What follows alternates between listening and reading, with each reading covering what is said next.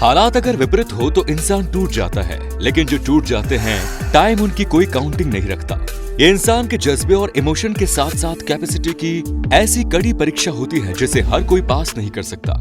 हम बात कर रहे हैं उन दो नौजवानों की जिन्होंने अपने देश के हालात से तंग आकर हवाई जहाज में लटक कर यात्रा की। जी हाँ, आपने आज तक ऑटो, बस, ट्रेन जैसे साधनों पर तो लोगों को लटक कर यात्रा करते हुए देखा होगा, लेकिन हम जो कहानी बताने जा रहे हैं वो सच में रोंगटे खड़े कर देने वाली है। इसीलिए आज के इस वीडियो में आखिर तक जरूर बने रहिएगा। ये घटना है साल 1996 की। अक्टूबर का महीना जबरदस्त सर्दियां लेकर आ चुका था। दिल्ली में धुंध का मौसम भी चल रहा था और ऐसी खतरनाक वेदर कंडीशन में पंजाब के दो लड़के प्रदीप सैनी और विजय सैनी इंदिरा गांधी इंटरनेशनल एयरपोर्ट की रैकी कर रहे थे। विजय सैनी की उम्र 19 साल थी और प्रदीप सैनी की उम्र 22 साल। बीते 10 दिनों से वो हवाई अड्डे में गैर कानूनी तरीके से एंट्री मारने की कोशिश कर रहे थे। हैरानी की बात यह है कि सिक्योरिटी एजेंसी को इनके इरादों की भनक तक नहीं लगी थी। पंजाब के रहने वाले ये दोनों भाई अपने घर से भागे हुए थे। इसका कारण था पंजाब पुलिस। जी हाँ, ये वो दौर था जब ऑपरेशन ब्लू स्टार के बाद पुलिस हर चरमपंथी की तलाश कर रही थी। खालिस्तान रेवोल्यूशन के हर उस समर्थक पर नजर थी जो देश के दुश्मनों का साथ दे रहा था या फिर देश का दुश्मन बन गया था। पुलिस कर्मचारियों को जिस व्यक्ति पर भी शक होता वो उसे इंटेरोगेशन के लिए बुला लेते थे। ये दोनों भाई एक छोटा सा मोटर गैराज चलाकर अपना परिवार चलाते थे। पुलिस को एक इनपुट मिला कि प्रदीप सैनी का रिलेशन खालिस्तान सपोर्टर से है। पुलिस को इन पर चरमपंथियों से मिले होने का शक हो गया।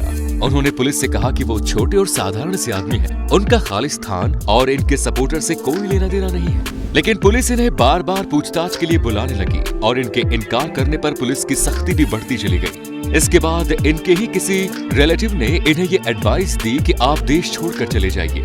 जब इन्होंने देश छोड़कर जाने का इरादा बनाया, इनके रिलेटिव ने यह भी बताया कि इंग्लैंड में उसके कई रिश्तेदार रहते हैं, यहाँ ये जाकर रह सकते हैं, आसानी से अपना रोजगार कर सकते हैं। अपने खतरनाक इरादे के साथ ये दिल्ली चले आए, लेकिन इनके पास पासपोर्ट और वीजा के पैसे नहीं थे। तब इनकी मुलाकात एक दलाल से हुई और उसने कार्गो प्लेन में छुपाकर ले जाने की बात की।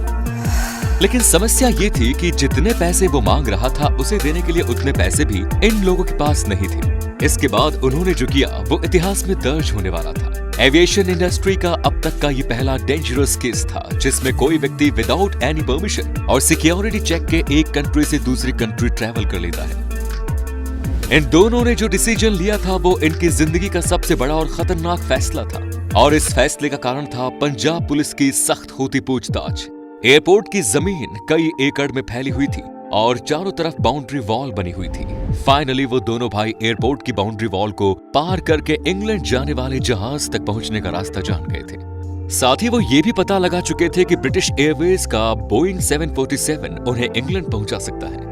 ये विमान 1000 किलोमीटर प्रति घंटे की रफ्तार से उड़ान भरता है और 3 घंटे की लंबी उड़ान के बाद इंग्लैंड पहुंच जाता है। सिक्योरिटी को डिच करते हुए ये दोनों भाई इस विमान के नीचे पहुंच गए। आपने शायद गौर किया हो कि जब भी एयरप्लेन टेक ऑफ या लैंडिंग करता है तो हवाई जहाज से पहिए निकलकर बाहर आ जाते हैं और ये काम लैंडिंग गियर के जरिए होता है। इस लैंडिंग गियर में इतनी जगह होती है कि कोई इंसान इसमें बैठ सकता है और इन दोनों भाइयों ने इसी जगह पर बैठकर ट्रैवल करने का फैसला किया। लेकिन आगे चलकर इनके साथ क्या होने वाला है और इनकी जिंदगी किस डेंजर में फंसने जा रही है, इस बात को इन दोनों भाइयों ने नजरअंदाज कर दिया। 12 अक्टूबर 12:45 पर दिल्ली के इंदिरा गांधी एयरपोर्ट से इंग्लैंड के लिए ब्रिटिश एयरवेज के बोइंग 747 ने उड़ान भरी। इस जगह पर हवाई जहाज के इंजन की इतनी तेज आवाज आती है कि कान के पर्दे फट जाते हैं। इन दोनों भाइयों के पास कोई और ऑप्शन नहीं था, क्योंकि जब इंसान तमाम विकल्पों को त्याग देता है तो उसके मन में संकल्प पैदा होता है और ऐसा ही ये दोनों भाई कर चुके थे। इंग्लैंड जाने का संकल्प ले चुके थे। इसके अलावा उनके पास दुनिया में जिंदा रहने का कोई विकल्प नहीं था। विमान के ऊंचाई पर पहुंचने के साथ ही ऑक्सीजन की कमी हो जाती है। ये दोनों भाई भी ऑक्सीजन की कमी और एरोप्लेन के इंजन का शोर सहन कर रहे थे।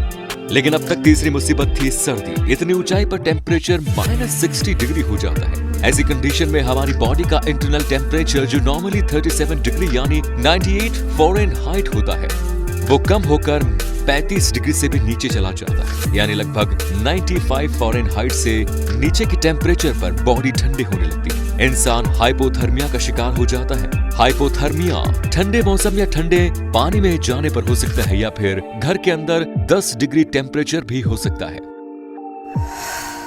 इस कंडीशन में इंसान का ब्रेन कंफ्यूज हो जाता है। धीरे धीरे इंसान को नींद आने लगती है और उसकी डेथ भी हो सकती है।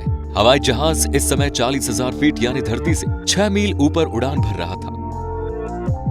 ये दोनों भाई अच्छी तरह से जानते थे कि इस समय वो अपनी मौत से संघर्ष कर रहे हैं। हवाई जहाज को 5:10 पर लंदन के हिथ्रो एयरपोर्ट पर लैंड कराना था और विमान के पायलट ने इस समय के पहले ही 2000 फीट की ऊंचाई पर विमान का लैंडिंग गियर खोल दिया।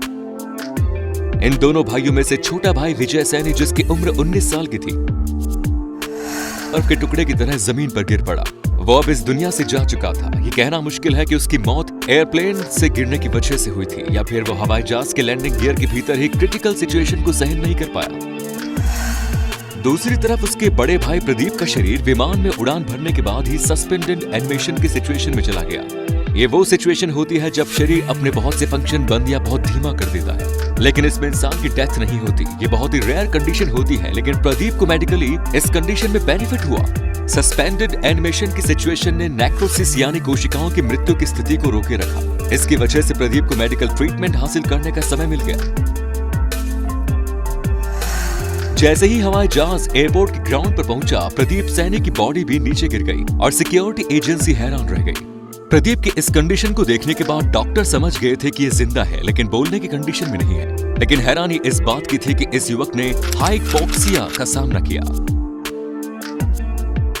एक आम इंसान को 33,000 फीट की ऊंचाई पर ही फेफड़ों के प्रॉपर काम करने के लिए आर्टिफिशियल प्रेशर की जरूरत होती है, लेकिन ये बंदा तो हवाई जहाज में 40,000 फीट की ऊंचाई पर ट्रैवल करके आया था। साथ ही 1000 किलोमीटर प्रति घंटे की तेज रफ्तार में इंसान की आंखें फट जाती है। लेकिन प्रदीप बिल्कुल सही सलामत था। धरती की सतह से 22,000 फीट की ऊंचाई पर उसके खून में मौजूद ऑक्सीजन का लेवल गिर जाना था, लेकिन ऐसा नहीं हुआ। लेकिन कहते हैं ना कि जाको राखे साइयां मार सके ना कोई। प्रदीप के भाई विजय की डेड बॉडी इस इंसिडेंट के 5 दिन बाद लंदन के एक इंडस्ट्रियल एरिया में कैप्चर की गई। ये पता लगा कि विजय की मौत ठंड की वजह से हो गई थी। प्रदीप के ऊपर गैर कानूनी तरीके से इंग्लैंड में एंट्री करने के लिए केस चला। 18 साल तक चले इस केस में प्रदीप को फाइनली बरी कर दिया गया। आज उसे इंग्लैंड की नागरिकता मिल चुकी है, उसकी शादी हो चुकी है और वो वहां टैक्सी चलाकर अपनी रोजी रोटी चला रहा है। तो दोस्तों, कैसी लगी आपको ये हैरत अंगेज कहानी? हमें कमेंट बॉक्स में लिखकर जरूर बताइए। मिलेंगे फिर नई वीडियो में, तब तक के लिए जय हिंद, जय भारत, वंदे मातरम।